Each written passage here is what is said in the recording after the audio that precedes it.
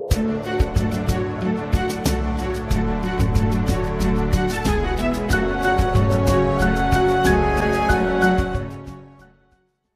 à Dieu. Nous souhaitons en tout cas la bienvenue à tous les frères et sœurs qui sont venus aussi de loin. Je vois des visages des amis de la Guadeloupe, la Guyane, tout ça, et soyez encouragés.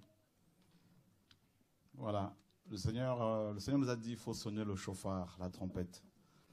Et on l'a sonné pendant des années seulement dans nos assemblées. Et il faut maintenant sortir pour aller plus loin. Et pourquoi? Parce qu'il se passe beaucoup de choses dans ce monde. Nous sommes tous sur la tête, dans ce monde et sur terre, et on assiste à toutes sortes de choses.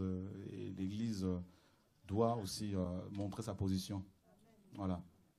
Et comme disait la sœur tout à l'heure, il y a beaucoup de chrétiens qui ont peur.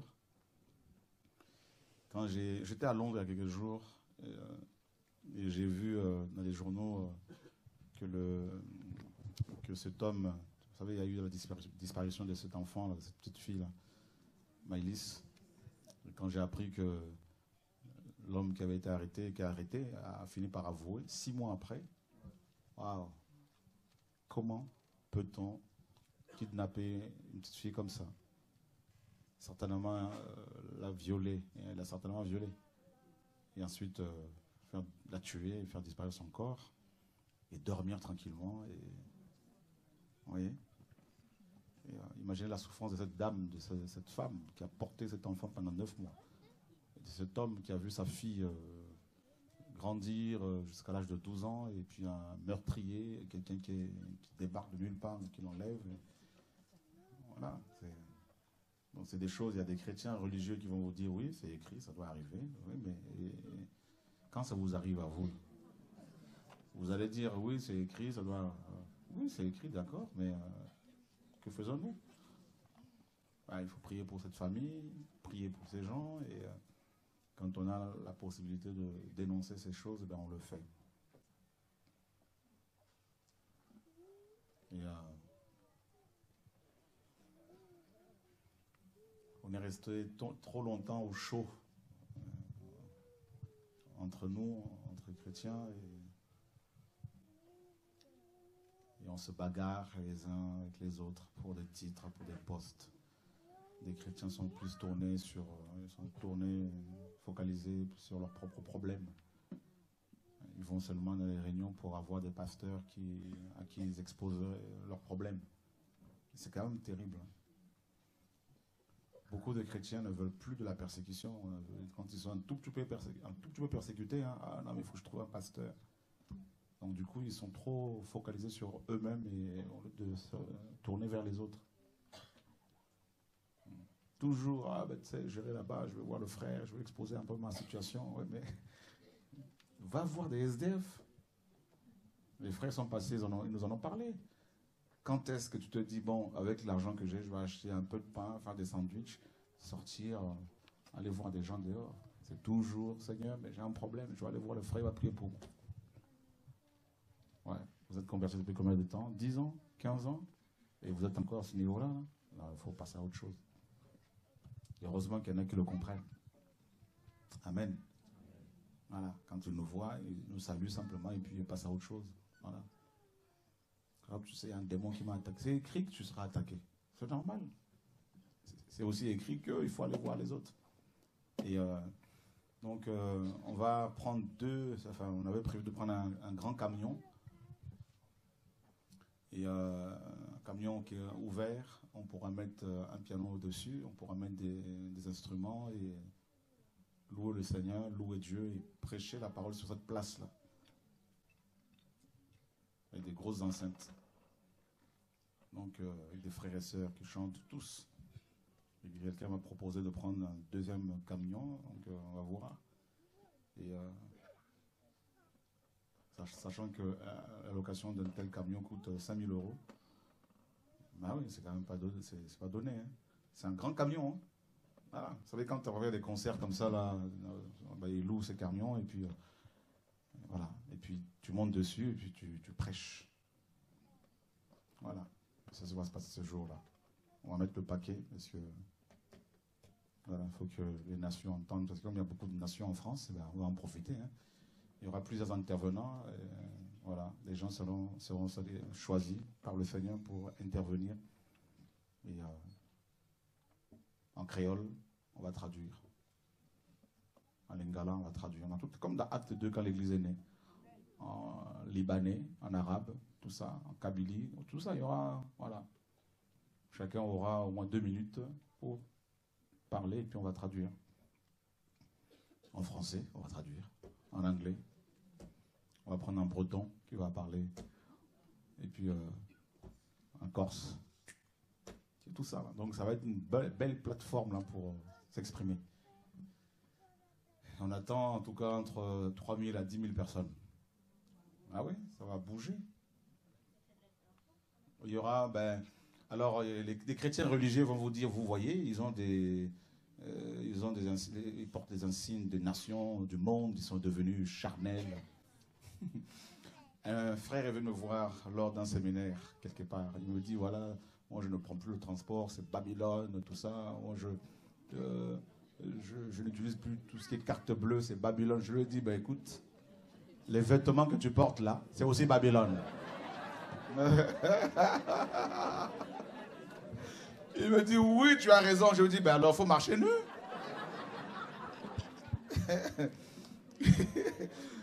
Moi, je suis fatigué de ces illuminés. Hein? Oh Seigneur, sauve-nous. On est fatigué. Donc, je lui ai dit, écoute, le goudron sur lequel tu marches, là, tout ça, là, ça aussi, là, c'est Babylone. Hein? Donc, il va falloir que tu planes. Même l'air que tu respires, là, c'est Babylone. Donc, il faut aller au ciel.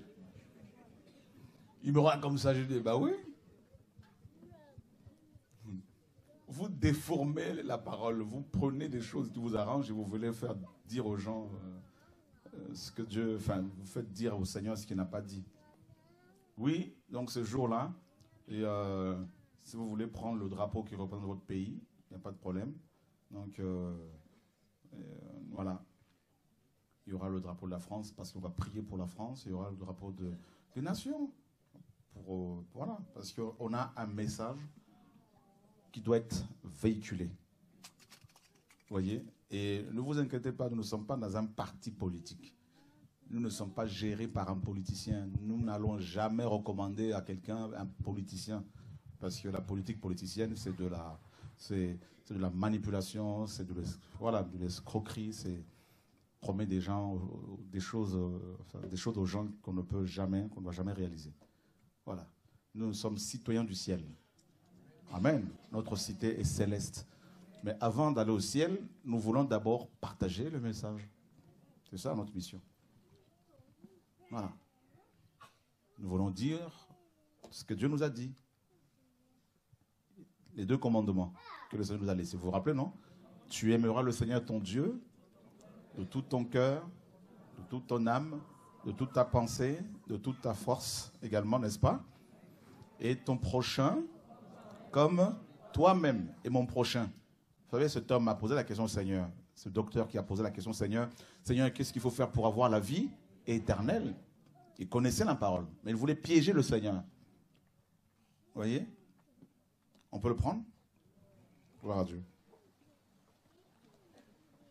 Luc chapitre 10.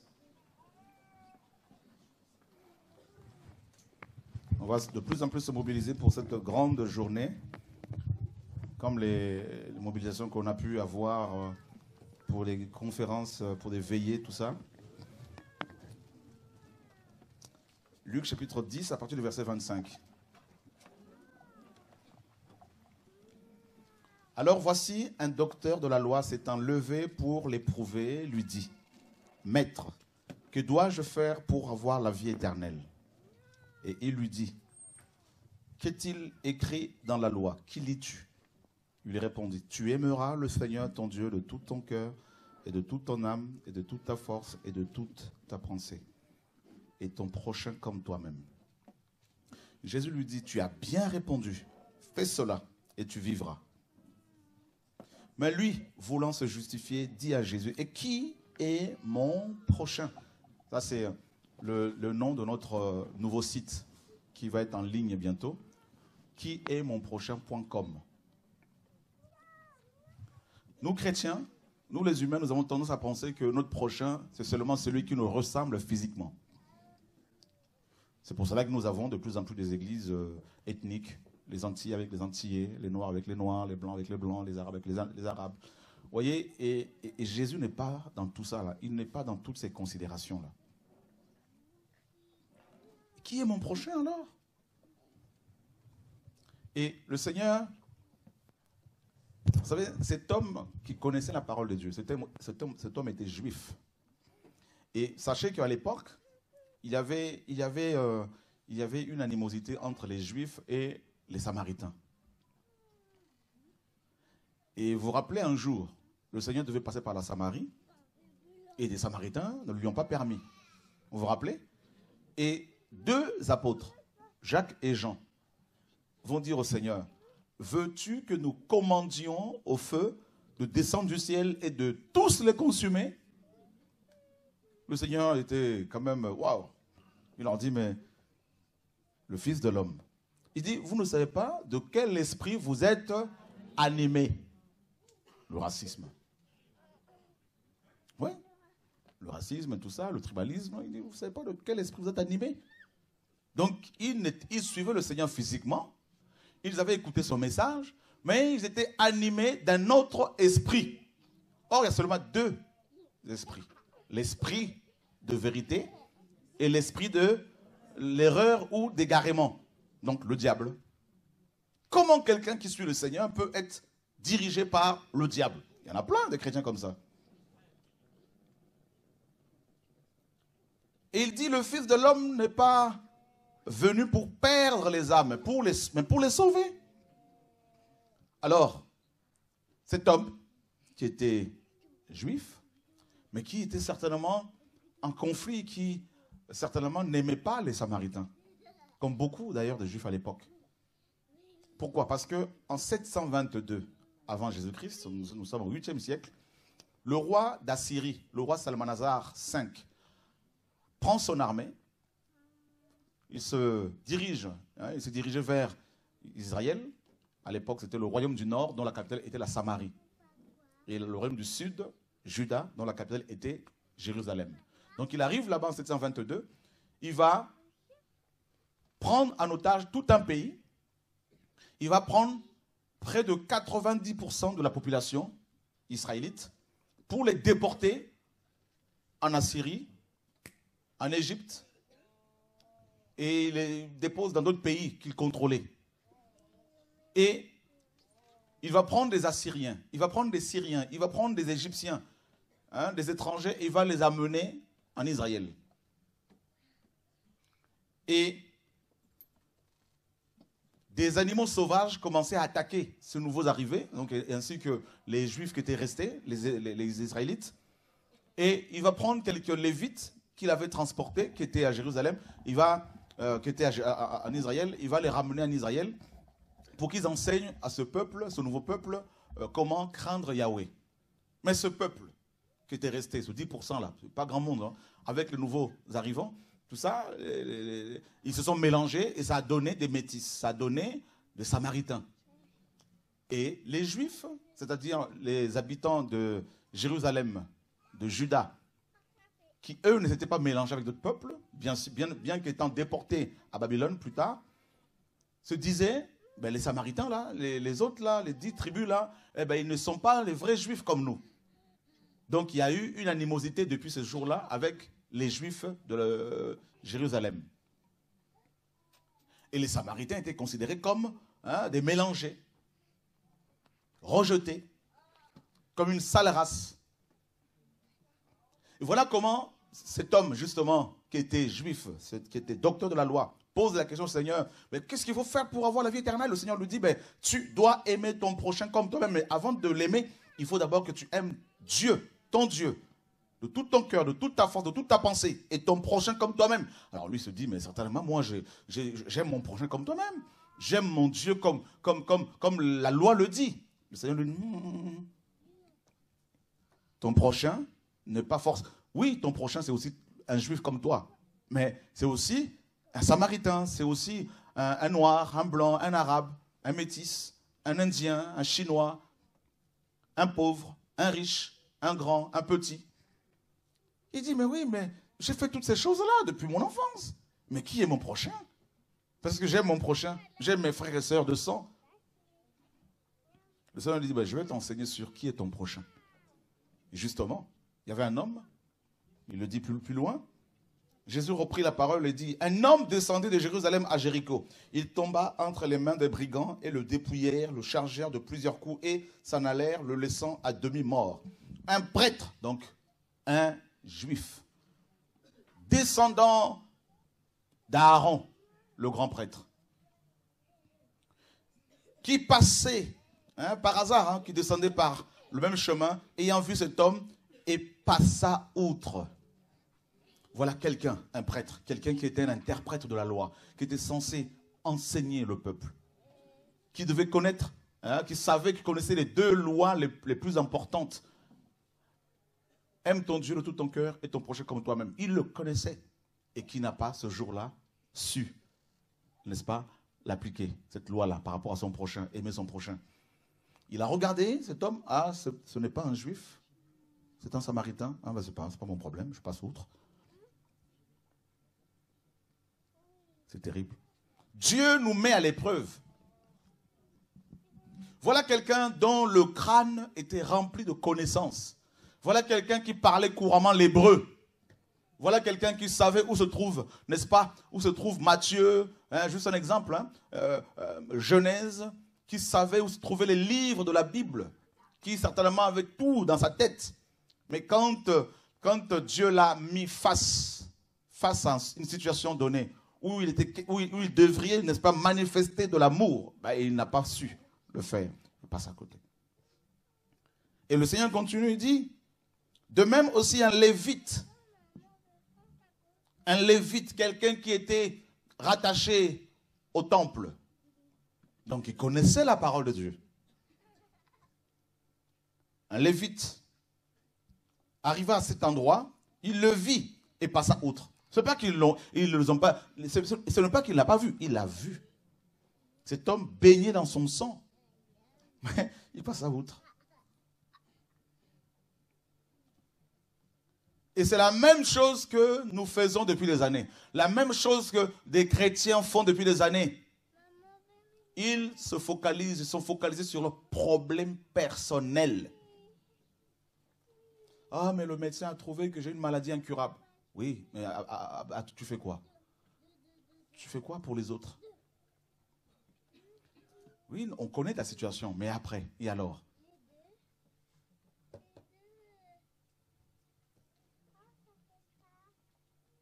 Et le Seigneur continue, il dit, mais un Samaritain qui voyageait étant venu là, fut ému de compassion lorsqu'il le vit. C'est terrible, hein? Les autres ont vu cet homme dans son sang, mais il n'était pas touché. Il n'avait ressenti aucune compassion. Et comment réagissons-nous quand nous voyons des choses à la télévision, quand nous entendons des choses qui se passent dans le monde? Comment réagissons-nous? Oh, on va zapper. Oh non, je n'ai pas trop le temps. Oh non, il y a trop de sang. Oh non, non, non. Oh, je ne veux pas voir ces images-là. Je ne veux pas les voir. Oh non, non, c'est trop violent. Oh non, non, je ne veux pas les voir. Regardez-moi les religieux. Tu ne veux pas regarder une image parce qu'elle est trop violente, parce qu'il y a trop de souffrance. Tu zappes. Tu les zappes avec tes yeux et tu les zappes aussi avec ton cœur. C'est grave. Alors qu'est-ce que tu veux? Non, le ministère. Non, moi je veux le ministère. Moi, Dieu m'a appelé en tant que prophète. Moi, je crois que j'ai reçu des songes. Dieu m'a parlé de mon ministère. Un frère à Londres me dit, il y a quelques jours, là, viens me voir à la fin, Dieu m'a appelé au ministère apostolique et je vais venir là-bas en France je veux que tu me formes pour m'amener à rentrer dans mon ministère. Je me dis, mais celui-là, il est encore dans ça? Honnêtement, je lui ai dit, je lui ai dit, viens à Paris. Et il s'est réjoui parce qu'il ne sait pas ce qu'il attend ici.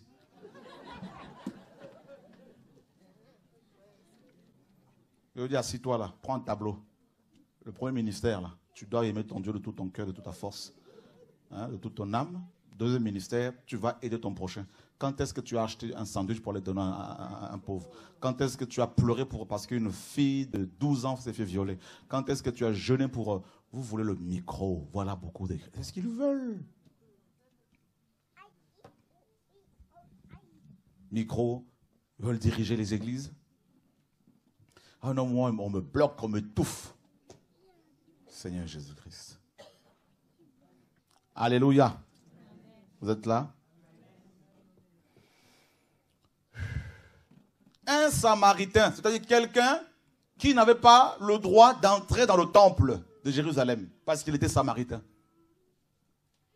Quand il venait, quand tu es Samaritain, ah non, non, non, non, non, non, non, ici, là, tu ne rentres pas. Toi, t'es pas, tu as du sang juif mais mélangé. Donc, voilà. Il passe par là. Quelqu'un qui, certainement, ne méditait pas la Torah, peut-être, mais qui va manifester de l'amour. Waouh, Seigneur! Il s'arrête. Et la parole nous dit, il s'approcha. S'approcher de... Vous voyez, hein? S'approcher de ceux qui souffrent. Comment veux-tu aider ton prochain si tu ne l'approches pas? C'est-à-dire, il faut aller vers les hommes. L'évangile, c'est ça. Aller vers Dieu d'abord et ensuite vers les hommes. C'est ça l'évangile. L'évangile, c'est d'abord une relation verticale.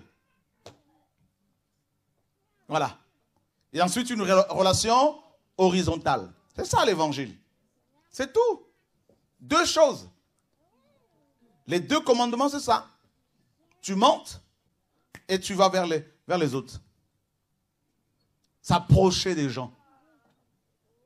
Non, beaucoup ne veulent pas s'approcher, ils veulent rester entre eux. Non, non, reste entre nous, on va prier entre nous. Vous savez, ça c'est propre à l'homme. Hein. Pierre disait au Seigneur, Pierre et Jean, hein, Jacques, Seigneur, dressons 3 tentes ici, restons ici. Mais au pied de la montagne, il y a quelqu'un là-bas, un homme qui pleurait parce que son fils était malade.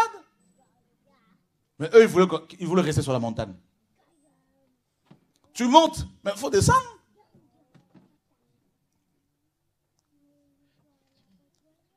Non, tu sais, c'est compliqué. Hein? Honnêtement, si l'on fait le bilan, là, si chacun de nous fait un bilan personnel, depuis le temps, depuis le jour de sa conversion, depuis toutes ces années-là, qu'avons-nous fait? Hein? C'est sincèrement, beaucoup vont, si on est sincère, on se rend compte que là, pas beaucoup d'eux, on n'a pas fait grand-chose, hein, parce qu'on est tellement tourné sur nos propres problèmes. Hein. Ah, mais pasteur, prie pour moi parce que ma fille ne veut pas se convertir. Ah, pasteur, prie pour moi parce que nous avons beaucoup d'attaques.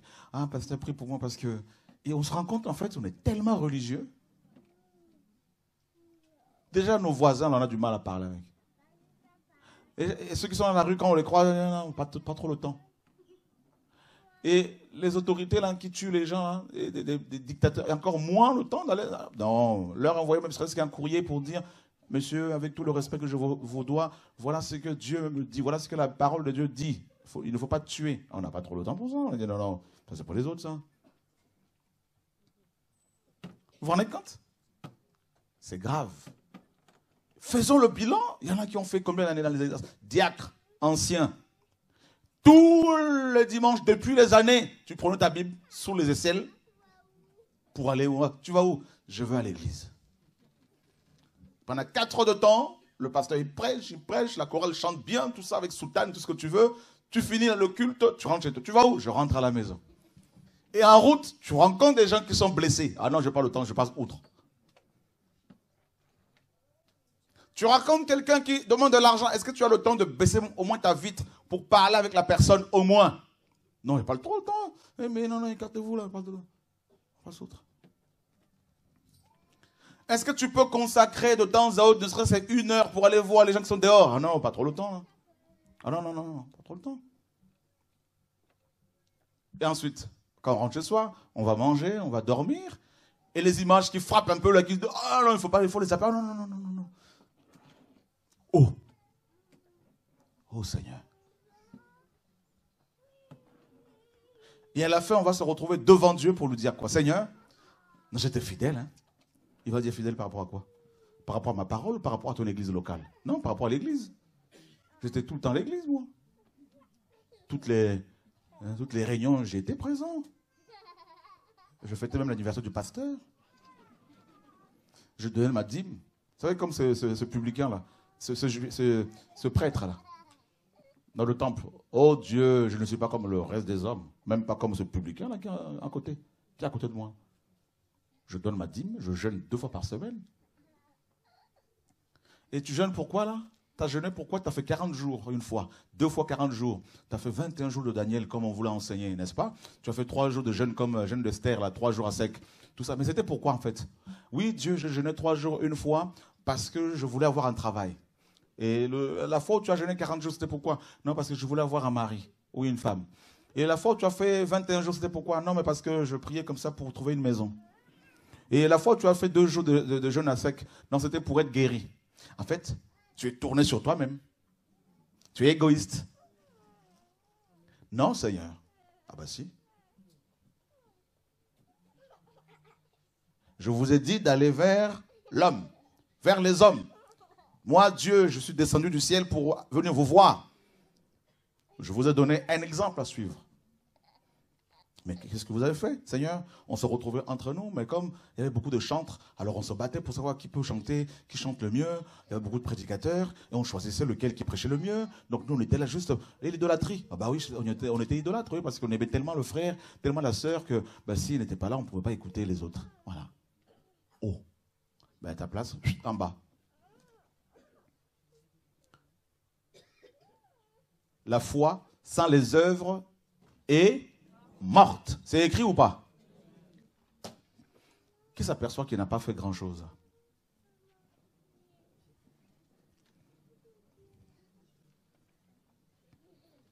Alléluia. Alors, la différence, elle est où entre nous et les religieux là? Vous allez vous rendre compte que c'est la même chose. Hein? Tout ce que tu as eu comme parole, c'est pour faire quoi avec?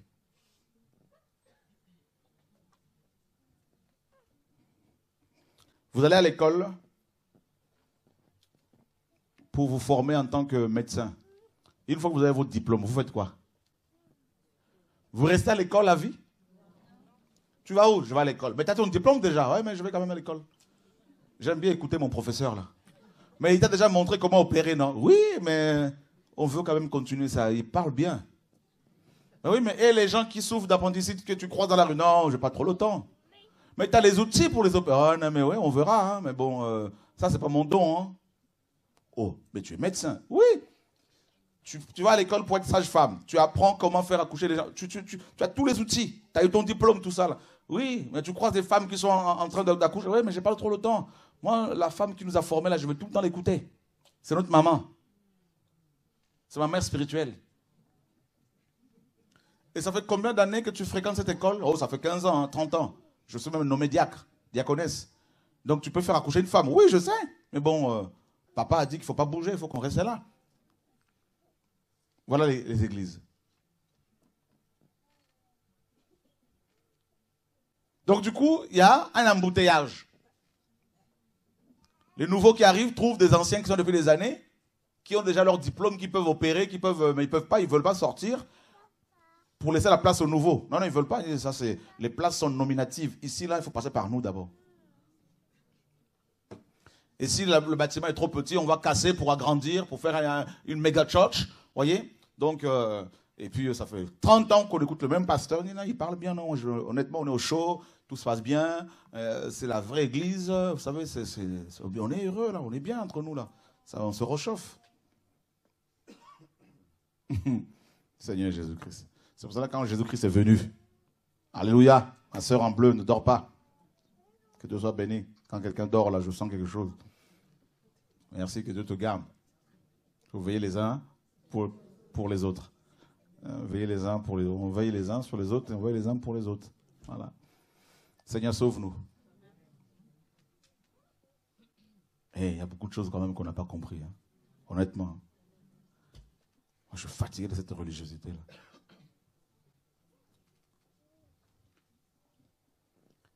s'approche, il va s'approcher, il s'approcha de lui. Il n'a pas regardé à ce sang qui coulait, tout ça là, à toutes ces blessures, ces plaies. Il s'est approché. Ça s'appelle la mission. Aller. Non, mais vous savez, moi j'ai un canapé, il est confortable, je suis assis, j'ai ma caméra devant et puis je parle au monde entier. C'est ça ma mission. Je prends mon épée, je tire sur tout ce qui bouge, je prends mon pistolet. Vous avez vu? Regardez ici, c'est la sorcellerie. Regardez là, c'est 666. Regardez ici et là. Et les chrétiens aiment ça. Ils mangent ça, ils boivent ça parce que, oh Seigneur, sauve-nous.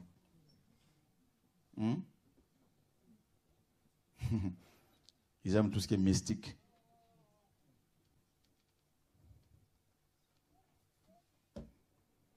Entre-temps, vous avez des enfants qui sont violés. Vous avez des gens qui sont égorgés. Parlez de ça. Ah non, mais tu sais, il ne faut pas avoir de problème. Hein. Moi, je ne fais pas de la politique. Pour eux, dire la vérité, c'est faire de la politique. Ils n'ont rien compris. Un frère m'a appelé de Kinshasa tout à l'heure. Il me disait, mais tu sais, les gens disent que maintenant, comme tu dénonces tout le monde là, et notamment nos politiciens, ils disent que tu fais de la politique. Regardez les chrétiens. Regardez-moi ça. Ils sont envoûtés.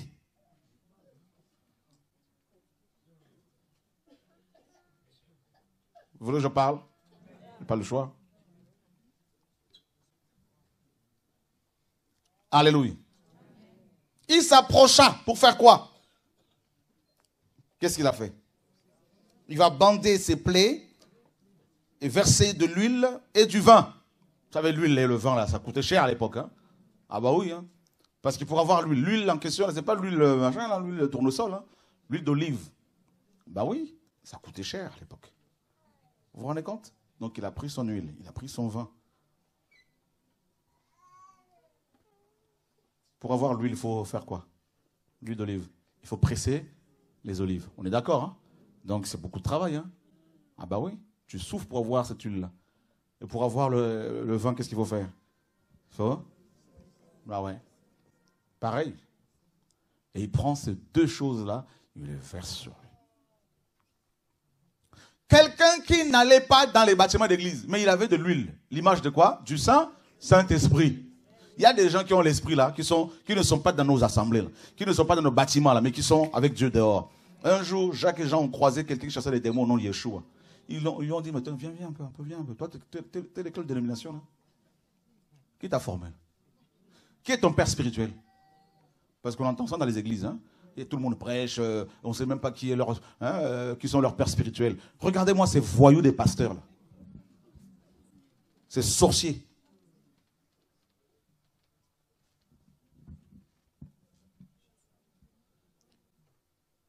Élie, donnez-moi le nom de son pasteur. Donnez-moi le nom de son père spirituel. On dit simplement Élie le Tishbite. C'est tout. C'est tout. Allez chercher son école. De quelle école ils sont? Nulle part. L'école du Seigneur, bien sûr. Il sort l'huile. Il y a des gens dans nos églises, beaucoup de chrétiens, ils chantent bien, ils ont de belles voix. Oh, il n'y a pas de problème. Ils parlent bien, pas de problème, mais ils n'ont plus l'huile. L'huile est avec des gens qui sont dehors. Des gens que Dieu a visités comme en Kabylie, ils sont chez eux comme ça, Dieu les visite. Ils échouent, ils leur parlent, ils leur imposent les mains, ils leur disent allez-y. Comme ici en France, comme partout, Dieu les visite directement chez eux. Il leur donne des songes. Ils reçoivent l'huile. Aucun pasteur ne leur a imposé les mains pour avoir l'esprit. Ils n'ont pas besoin qu'on leur impose les mains pour qu'ils parlent en langue. Ils ne cherchent même pas le parler en langue. Mais ils ont de l'huile. Comme les 5 sages. Et ils vont rentrer. Ils ont le vin. Le vin là, le vin nouveau. Qu'on ne met pas dans des vieilles outres là. Le vin, la vie. C'est l'image de la vie. Le sang de Yeshua. Ils ont la vie éternelle avec eux là. C'est pour cela, comme ils ont l'huile, comme ils ont le vin, ils peuvent s'approcher de ceux qui souffrent et leur parler, leur témoigner de l'amour de Dieu. Il y en a, ils ont simplement le livre, mais ils n'ont plus le vin, ils n'ont pas l'huile et ils n'ont rien. C'est pour ça qu'ils ne peuvent pas s'approcher des gens.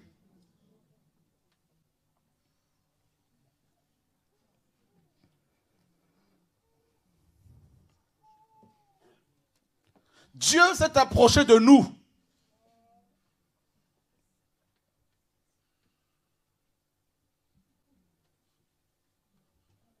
Il y a même des pasteurs qui n'ont jamais été dans une cité. Quand vous les voyez dans leur bâtiment, là, ils sont sur leurs estrades. Là. Tout est beau. Hein. Il y en a même qui se saluent par majesté. Ici en France. Vous allez voir, ils sont tous beaux en costard et cravate. Tout ça, ils sont majesté. Les femmes sont en mini-jupe. Majesté, sorcellerie, envoûtement.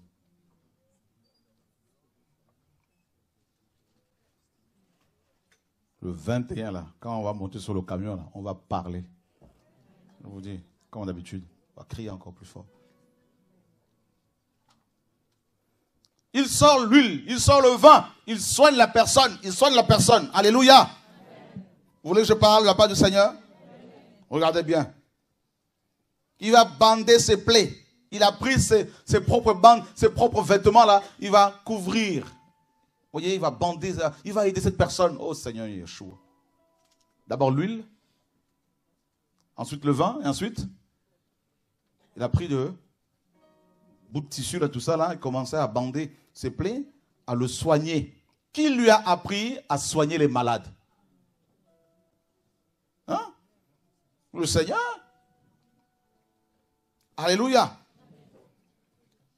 Et qu'est-ce qu'il fait? Il va le mettre sur sa propre monture. Sa propre monture, aujourd'hui, là, pour monter dans la voiture d'un bishop. Oh Seigneur. Quel est ce bishop, ce pasteur, qui va s'arrêter sous la pluie pour vous dire, frères et sœurs, montez. Ils ont des chauffeurs, grosse Mercedes, grosse BM, gros 4x4. Tu vas monter sur sa... Là, le gars, il prend sur sa propre... On n'a pas dit la monture de son fils. Sa propre monture. Tout est... Les écritures, là, sont précises. Quel est ce bishop qui va vous faire monter dans son jet privé, là?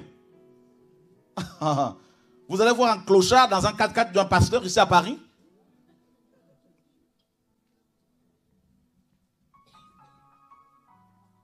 Vous voulez que je parle? Un Samaritain, quelqu'un de rejeté. Le Seigneur dit, les prostituées, les aveugles vont vous dévancer dans le royaume de Dieu. Avec l'évangile de la prospérité là qu'on nous prêche depuis des années, si tu viens en Jésus, tu seras riche, tu seras milliardaire. Et des chrétiens sont envoûtés, ils pensent qu'ils vont être milliardaires. Juste en parlant langue. Vous avez déjà vu des billets tomber du ciel? Jésus a dit quoi? Montre-moi cette monnaie-là avec laquelle vous payez l'impôt. De qui porte-t-elle l'effigie et l'inscription? Du Seigneur Yeshua. C'est Adonai qui a signé dessus. Prenez votre billet, là, regardez bien qui a signé. Le gouverneur de banque, de la Banque de France. Vrai ou faux? Le Seigneur dit qu'il faut lui rendre son billet. Est-ce que vous savez que nos billets, là, ça repart là-bas? Quand ça tourne, quand c'est abîmé, là, la Banque de France récupère. Il réédite d'autres billets avec le même numéro. C'est la Banque de France qui est propriétaire de nos billets. Donc tu penses que c'est à toi? C'est à toi comment là? La preuve, mais dépose seulement 4 000 € sur un compte. Va pour retirer ça d'un seul coup. On va te dire, il faut d'abord avertir 2 semaines. Vrai ou faux? Et puis on te dit, non, tu es limité là, il faut, toutes les 7 jours, il faut, juste un exemple, il faut 300 €, quelque chose comme ça là. Mais pourtant, c'est ton argent, non? Quand tu cliques comme ça, on dit, tu as un solde de compte 14 000 €. Mais retire ça d'un seul coup. On dit, oh, vous allez faire quoi avec? Vrai ou faux? Mais c'est mon argent, mais vous allez faire quoi, hein? Avec?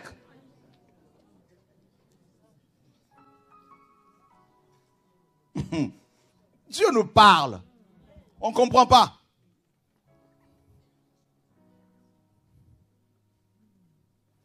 Allez voir un pasteur ici à Paris. Là.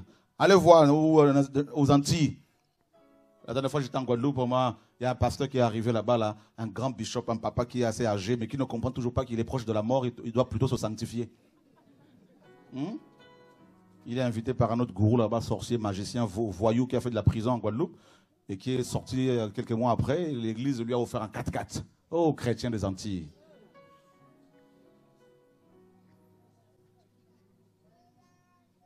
Vous savez ce que beaucoup d'Africains disent, par rapport aux Antilles? Ils disent ce sont des vaches à lait, ça donne bien là-bas.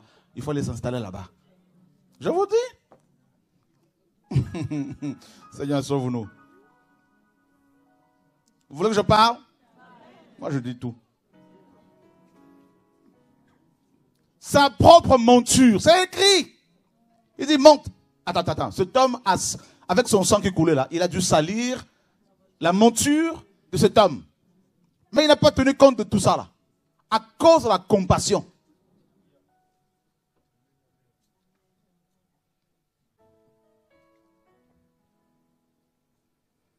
Waouh, Seigneur. Dans le froid, sous la pluie, des frères et sœurs sont dans la rue, sont là. Qui peut s'arrêter là? Non, pas le temps là. Qui peut s'arrêter pour les prendre? Et on se dit pasteur, on se dit prédicateur de l'évangile, on se dit grand homme de Dieu, prophète des nations. Seigneur, sauve-nous. On n'a pas compris les bases là. Je suis allé au Togo, au Bénin. Une femme s'occupait de 20 orphelins. On m'a parlé d'elle. Je suis allé la voir parce qu'on voulait, n'est-ce pas, commencer à soutenir cet orphelinat. Elle nous dit, ces enfants-là que vous voyez là, on les a vus là, tout sale, avec il y en a qui avaient des plaies partout là. Elle nous dit, ils dormaient dans une décharge. Et ils mangeaient là-dedans. Ils cherchaient la nourriture là-dedans. Là où les chiens viennent chercher la nourriture, eux aussi ils étaient là. Les enfants de 4 ans, 5 ans, 6 ans. Je leur dis, et les églises ici au Bénin, qu'est-ce que les pasteurs ils font? Ah, dis non, c'est pas la peine. Les pasteurs disent, ils sont des sorciers, il ne faut pas s'en occuper. Quand je vous dis, quand le lac de feu sera ouvert, les gens qui vont y aller les premiers, ce sont des chrétiens. En premier, à la tête, là, ça va être des pasteurs, des prédicateurs. Derrière, ça va être les chantres.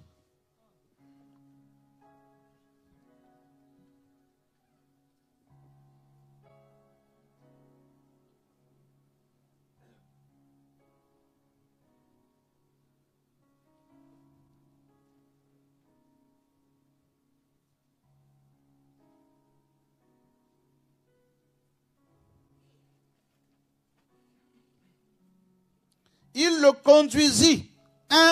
Qui est ce pasteur qui va devenir ton conducteur?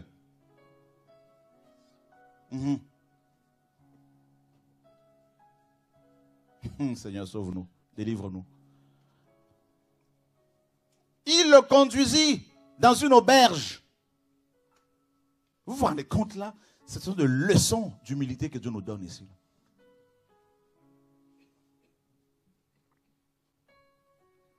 Et arrivé là-bas, est-ce qu'il va demander à ce que cet homme paye pour lui? Non. Il sort l'argent de sa bourse, c'est-à-dire, on peut dire sa banque. Quel est ce pasteur, ce chrétien qui va aller à sa banque pour retirer de l'argent et payer pour un frère qui est malade, une soeur qui est malade, pour une femme qui est orpheline, pour un orphelin, pour une veuve, pour un... Qui? Il n'y en a pas beaucoup. Seigneur Jésus-Christ. Et prie, il va prendre soin de lui. Il prend soin. Voilà le côté pastoral, prendre soin. Il a pris soin de lui. Sans arrière-pensée. Le lendemain, en partant, il tira de sa bourse 2 deniers et les donna à l'autre en lui disant, aie soin de lui, et tout ce que tu dépenseras de plus, je te le rendrai à mon retour. Lequel de ces 3 te semble-t-il avoir été le prochain de celui qui était tombé entre les mains des brigands? Il répondit, c'est celui qui a usé de miséricorde envers lui. Et qu'est-ce que le maître va dire? Notre Dieu. Jésus donc lui dit, va, et toi aussi, fais de... Attends. Il n'a pas dit, va, reste assis là, commence à tirer à boulet rouge là, sur tout ce qui bouge là, pour faire sortir le ministère. Il dit, va. Use de compassion. Fais de même.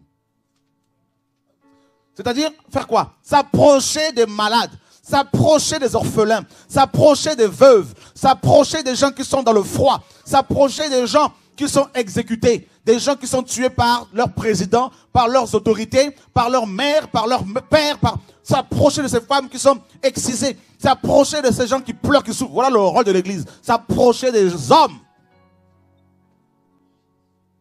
Et non chercher à s'approcher de Chora ou d'un prédicateur pour avoir la guérison, je ne sais pas quoi là. Tout ça là, je ne dis pas qu'on ne peut pas demander de l'aide, mais il faut qu'on arrête d'être idolâtre, il faut qu'on arrête.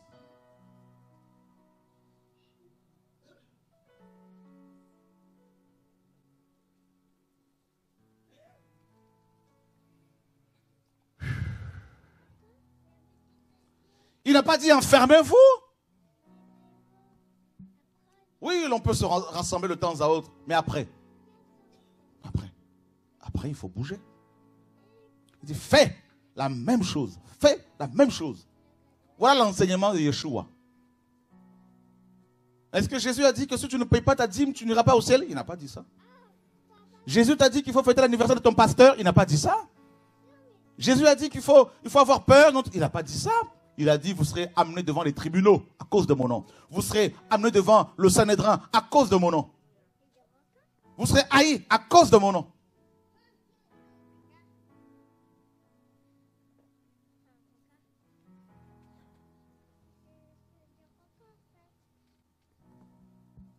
Et dans Matthieu 5, le Seigneur a dit quoi? Alléluia. Regardez bien.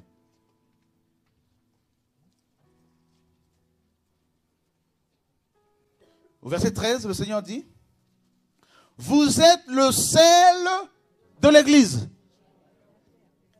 De là? Est-ce qu'il a dit que nous sommes le sel de l'église? Waouh, ça nous parle, non? Vous êtes le sel de la terre. La terre est habitée essentiellement par des chrétiens. On est d'accord. Premièrement, nous sommes le sel de la terre. Ça veut dire quoi? À quoi sert le sel? Pour donner du goût, la saveur, on est d'accord? Donc Dieu te fait comprendre qu'il t'a placé là où tu habites là, pour que tu donnes le goût de vivre aux gens que tu rencontres. Et ils ne sont pas chrétiens, hein? Forcément. Alléluia. Oh Seigneur. Ah non, mais tu sais, ma mère est sorcière, mon père est sorcier, faut pas les, on m'a dit qu'il ne faut pas que je les salue. Alors, tu sais, si tu les salues, ils peuvent t'ensorceler, il faut faire attention. Hein. Il ne faut plus aller chez... Oh Seigneur, mon Dieu. Quelle est cette doctrine?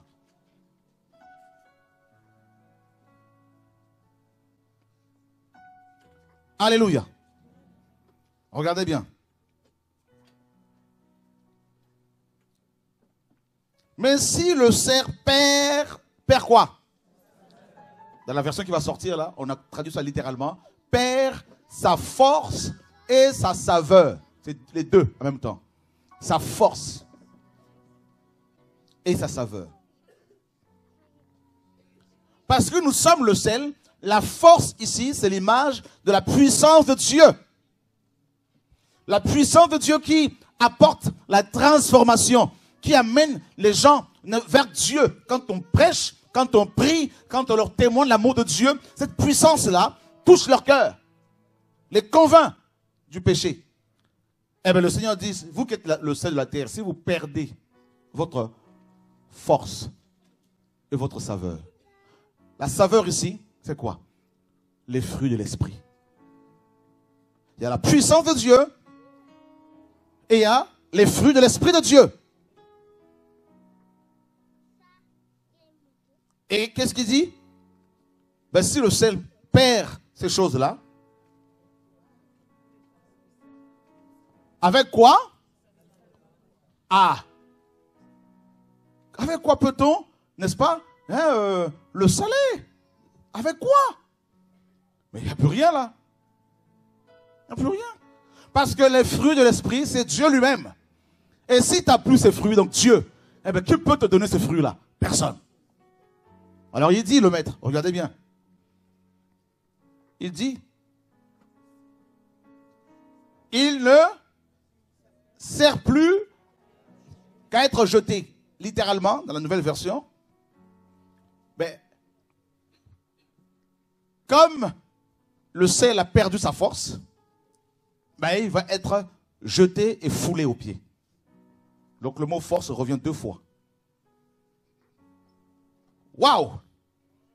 Comme il a perdu sa force, sa puissance, ben, il va être foulé. Voilà pourquoi beaucoup de chrétiens sont foulés aux pieds par l'ennemi, par les sorciers, par des problèmes, parce que ils n'ont plus cette force du Seigneur, cette crainte de Dieu.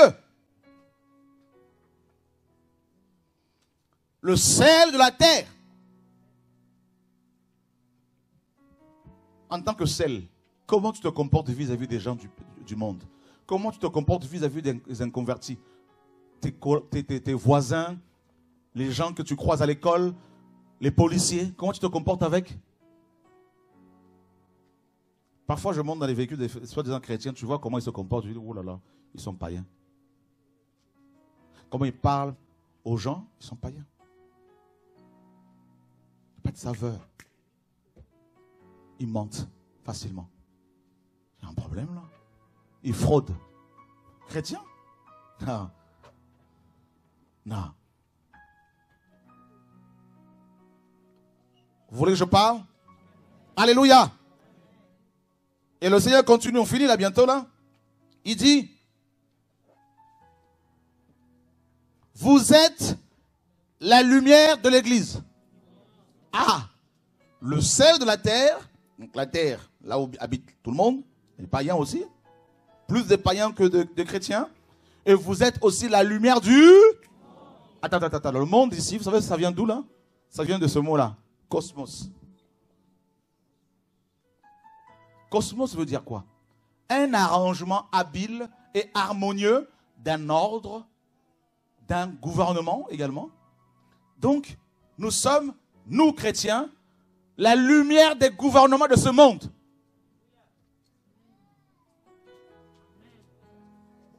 Waouh!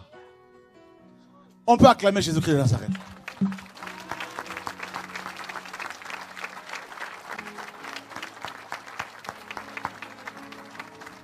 Alléluia!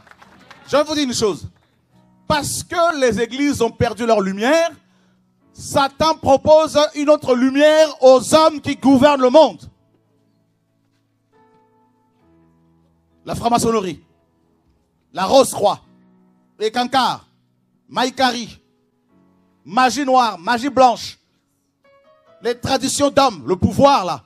Bah oui, parce que les églises, beaucoup ont perdu la lumière pour éclairer les gens du monde. Je vais vous dire une chose, écoutez bien, on a presque fini, mais il y a l'esprit qui parle ici là.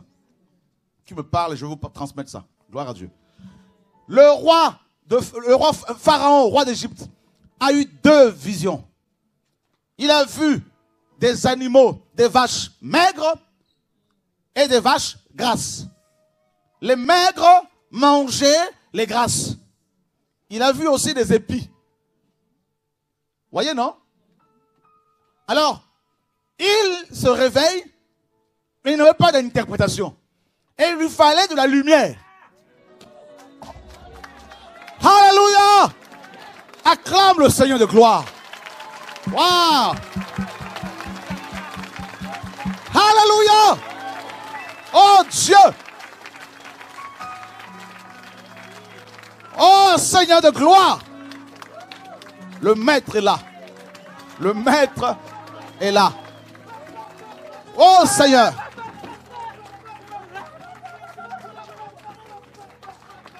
L'église va comprendre sa mission. L'église va saisir sa mission véritable.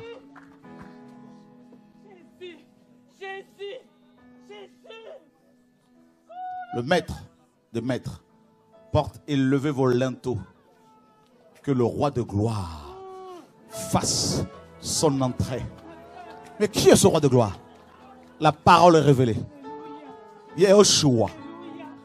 Je plie mes genoux devant lui pour vous montrer que je ne suis rien sans lui, que je ne suis pas Dieu et lui seul est Dieu. Comme les 24 anciens se pliaient devant son trône. Yeshua, le Dieu d'Israël. Le roi, malgré sa connaissance, n'avait pas de lumière. Et ils sont allés chercher Joseph, qui était en prison, méprisé, persécuté, la véritable église.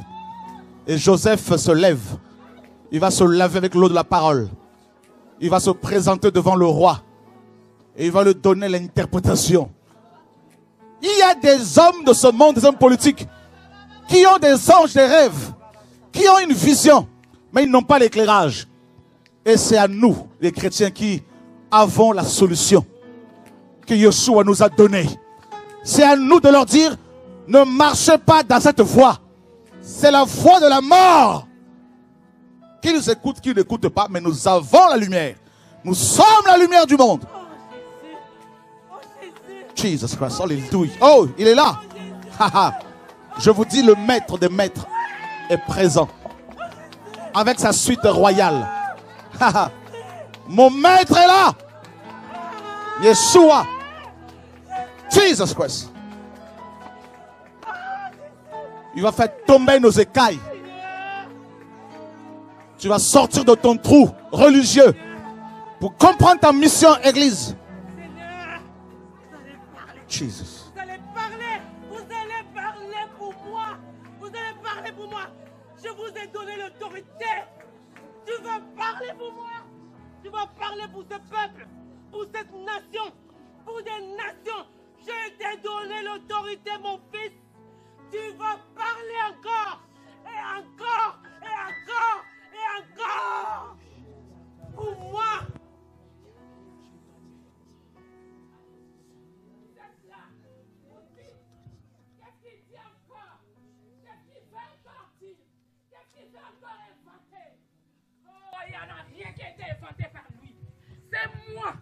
C'est moi l'éternel Dieu tout-puissant. C'est moi l'auteur de mes âmes. C'est moi qui parle. C'est moi qui décide. C'est pas Shora qui décide. Ah, vous êtes là. Vous dites qui encore? Qu'est-ce qu'il va dire encore? Qu'est-ce qu'il va inventer encore? Oh, quelle comédie il va encore faire? Oh, ma colère! Ma colère va descendre sur vous. Vous murmurez chaque fois que je donne une vision. Vous murmurez. Vous êtes là. Vous dites que vous êtes ses amis, mais vous êtes ses vrais ennemis. Vous dites que vous êtes ses frères. Vous n'êtes même pas ses frères. Vous êtes là. Répentez-vous. Parce que moi, je reviens bientôt. Je reviens bientôt. Je vais séparer encore. Je vais séparer encore. Préparez-vous. Parce que je vais balayer. C'est ma volonté. Vous êtes toujours à votre confort, assis, de parler en langue, de guérir des malades. J'ai besoin de ce peuple. Ces francs-maçons sont mes enfants. Ces magiciens-là, je suis mort à la croix pour eux. J'ai tout accompli pour eux. J'ai besoin de leur âme. Je n'ai pas que besoin de vous, parce que je vous ai dit dans les Écritures, je ne suis pas venu pour les justes, mais je suis venu pour les âmes perdues. Pour eux, j'ai quitté mon trône. Pour eux, j'ai quitté ma gloire. Pour eux, j'ai tout laissé, ma majesté, pour venir sur cette terre des pécheurs, pour mourir à la croix. Partez. Je vous envoie, partez. Vous avez le feu vert, partez. Vous avez les chemins ouverts, partez. Les portes sont ouvertes, partez. Partez. Proclamez, proclamez. Parlez, parlez, parlez. Je vous ai donné l'autorité. Parlez, parlez, parlez, sortez. Dans les rues, dans les hôpitaux, dans les prisons. Il y a des hommes qui ont besoin d'écouter la parole. Il y a des hommes qui ont besoin de la lumière. Oh, dans les hôpitaux, il y a des hommes qui soupirent après ma guérison. Partez, partez, partout. Pour proclamer ma parole. Parce que je reviens bientôt. Je reviens bientôt. Je reviens bientôt.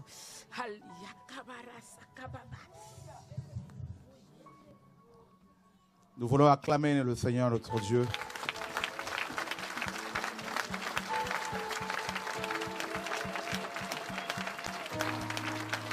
Sois et reste notre Dieu, Papa. Adonai.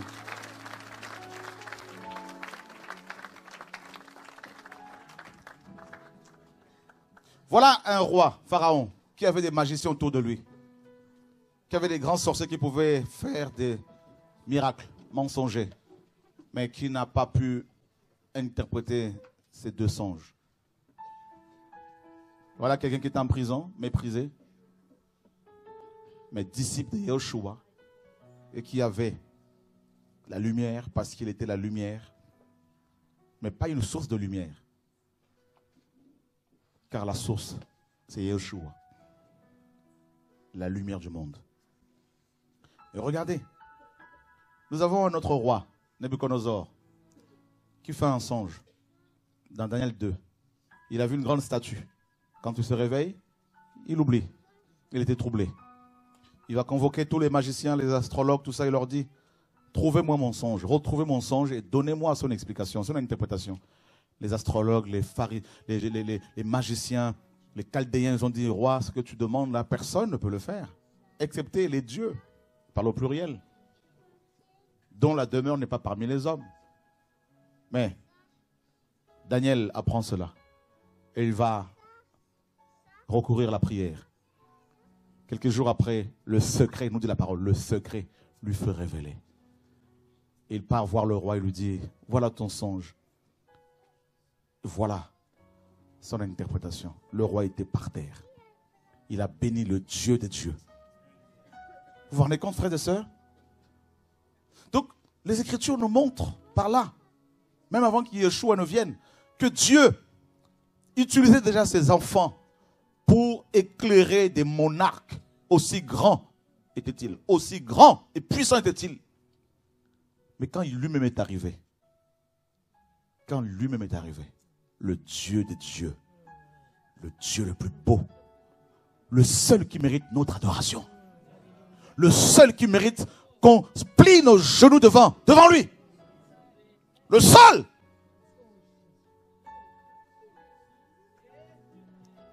Le seul qui a créé les cieux et la terre. Le seul qui a vaincu Satan et tous les démons. Le seul à avoir dit, qui de vous peut me convaincre du péché? Le seul qui a su arrêter le vent. Le seul qui est allé à la rencontre de ce possédeur de Gadara et qui lui a dit, allez, quel est ton nom? Légion, 6000 démons. Allez, sortez. Le seul qui a été supplié par des démons pour ne pas les envoyer hors de la contrée où ils étaient. Le seul à avoir dit tout est accompli. Le seul à avoir dit je suis la résurrection et la vie. Le seul à avoir dit je suis le bon berger. Le seul à avoir dit je suis le chemin, la vérité et la vie. Nul ne vient au Père que par moi. Le seul capable de sauver.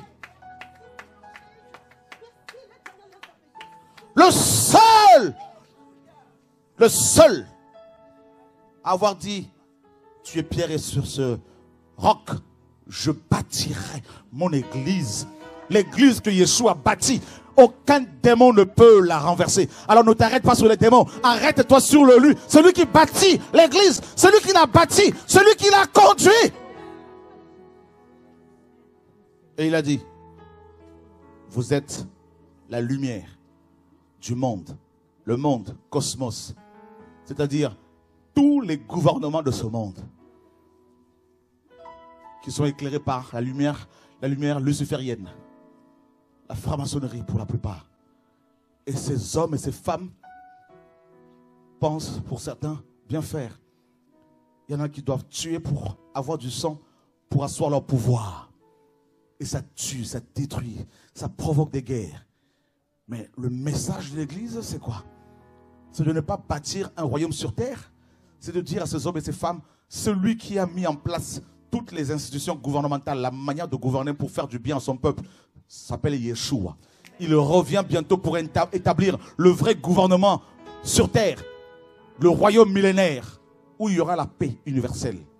Et cet homme-là, il va rassembler les nations pour les juger. Vous avez intérêt à vous comporter correctement. Oh, Jesus Christ. Jesus Christ. Le seul maître, le maître du ciel et de la terre, celui-là même qui s'est révélé à Abraham. Waouh! Le même Dieu qui a dit à Élie, va voir Akab, dis-lui que je veux faire pleuvoir maintenant. Jesus. Voilà Élie, l'image de l'église qui va voir Akab et qui lui dit, Yahweh, en présence duquel je me tiens est vivant. Il n'y aura pas de pluie pendant 3 ans et demi. Sinon, à ma parole. Oh, l'église, tu as perdu ta mission. Oh, église, tu t'es arrêté sur l'argent. C'est quoi l'argent? Aucun partenaire, aucun homme ne peut soutenir l'église du Seigneur si ce n'est celui qui est mort pour toi, qui est mort pour nous, celui qui a bâti l'église, celui qui la dirige par son esprit. Jesus Christ. On n'a pas besoin que des hommes politiques soient derrière nous pour soutenir nos ministères. On n'a pas besoin de tout ça, là, frères et sœurs. Ce ne sont que de la poussière. Ils ne sont que de la vapeur. Ils ne sont rien. Ils meurent et c'est fini. Un seul était mort et vivant. Il est revenu, il a dit, je tiens les clés de la mort et du séjour de mort, de l'enfer. Un seul. Un seul. Quand Jean a voulu adorer l'ange que Dieu lui avait envoyé, l'ange dira, stop, arrête-toi là. Ne m'adore pas. Je ne suis qu'un messager. Adore Dieu. Car le témoignage de Jésus-Christ est l'esprit de la prophétie. La prophétie biblique n'a qu'un seul but. Élever, magnifier, glorifier. Yeshua. Yeshua. Yeshua. Non. Il n'y en a pas deux comme lui. Sous le ciel, un seul nom. Ne priez pas, oh, je te chasse au nom de Dieu, de Shora. Non, au nom de Yeshua. Si tu es chrétien, il est aussi ton Dieu. Ne prends pas la photo d'un pasteur avec toi. Chez toi, on n'a pas besoin de tout ça là. Ne cherche pas à prendre des photos avec un prédicateur, ça ne m'intéresse pas. C'est de l'idolâtrie. Tu as Jésus, tu es plus. Tu es au-dessus de tous ces pasteurs-là. C'est ça le plus important. Tu as le bâton de commandement, l'autorité gouvernementale, l'autorité royale. Il t'a établi comme roi. Et en tant que roi, tu as un message royal sur la sanctification, la crainte de Dieu, l'amour véritable, l'enfer. Jesus Christ. Oh Lord. Jesus.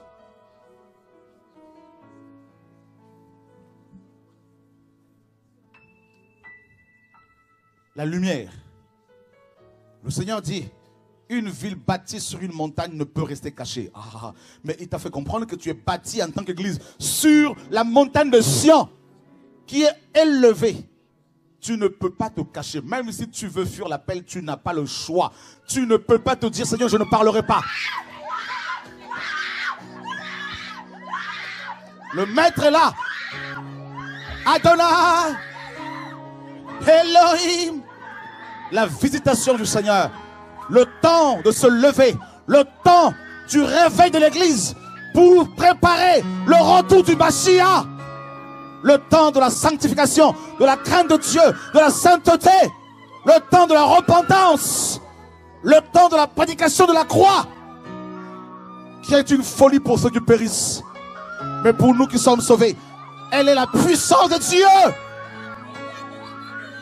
Jesus Christ.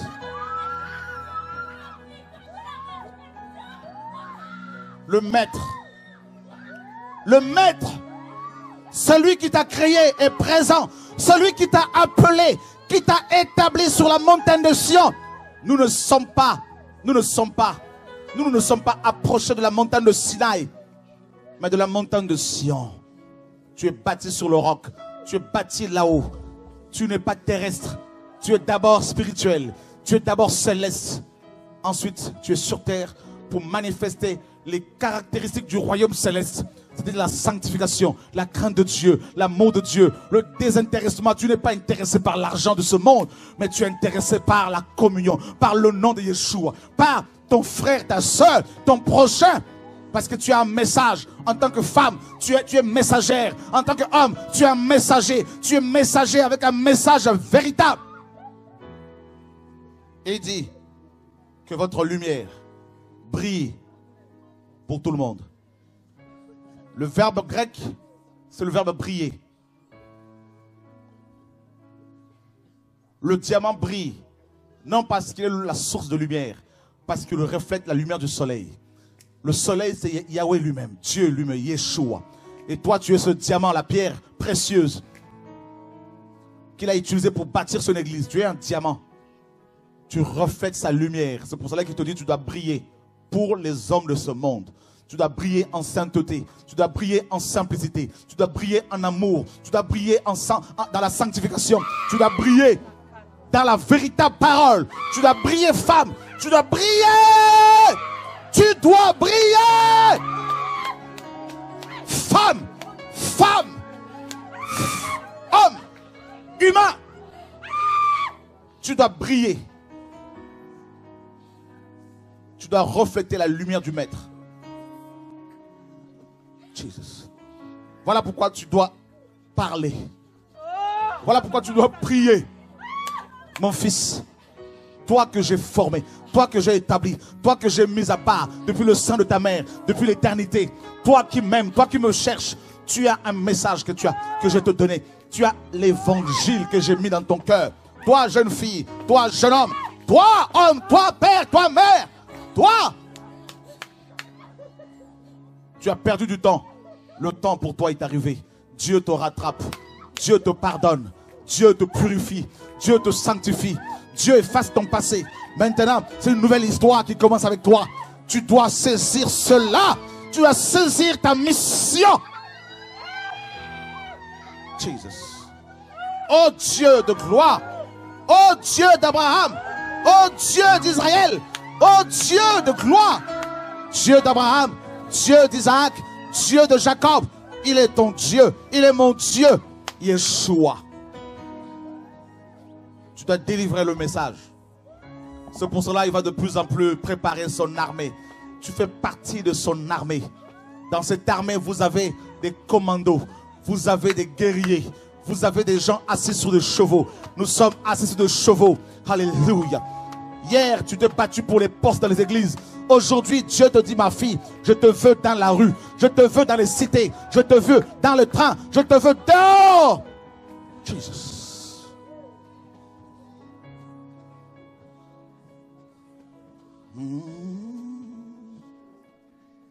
La lumière. La lumière. Tu as reçu un message, tu dois le partager. Tu as reçu quelque chose, tu dois le partager. Ne te dis pas, si je parle, ils ne vont pas écouter. Qu'ils écoutent, qu'ils n'écoutent pas. Là n'est pas ton problème. Toi, parle. Ouvre ta bouche et je veux la remplir. Ouvre ta bouche et je veux la remplir. Je veux remplir ton âme. Je veux remplir ton cœur. Je brise la timidité qui te paralyse. Je brise la peur qui te lie. Je brise la peur, le doute, des questions que tu te poses. Qu'est-ce qu'ils vont dire? Regarde comment ils me regardent. Ne le regardez pas avec les yeux physiques. Vois-les comme Dieu les voit. La semence doit être plantée. La parole doit être plantée. Tu es la nuée de Dieu. La nuée qui doit déverser de l'eau. Tu es la fontaine de Dieu qui doit donner de l'eau aux gens. Qui doit verser de l'eau aux gens. Tu dois comprendre ta mission. Oh Dieu. Oh Dieu. Oh Dieu. Oh Dieu. Ta grâce. Ta grâce. Oh Seigneur, ta grâce.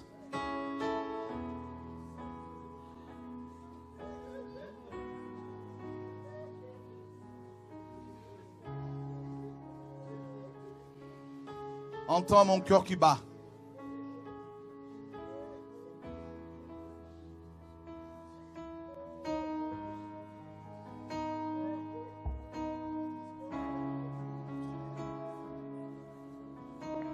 Église, où es-tu? Église, où es-tu?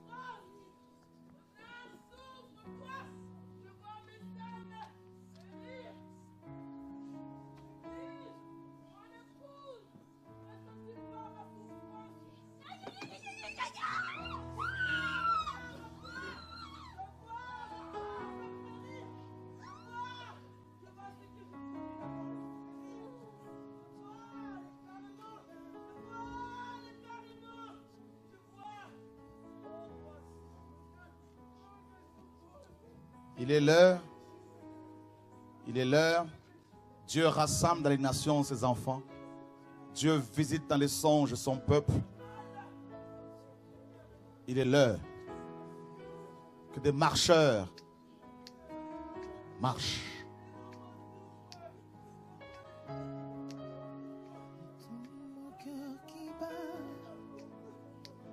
C'est pour cela que le 21, on va sortir. Mais avant le 21, déjà, il y en a qui sortent déjà. Ici et là. Le 21, rassemblement. Le 7 juillet, dans un stade. Ici à l'Île-de-France. J'attends la confirmation. Mais on me dit que c'est déjà en bonne voie. Ça va être dans un stade. On va se retrouver. On va sillonner comme ça, là. Toute la France, l'Europe, les nations, marcher pour proclamer l'évangile. Des banderoles. Dans les nations, Dieu parle à ses enfants. Il nous amène à la maturité de Christ.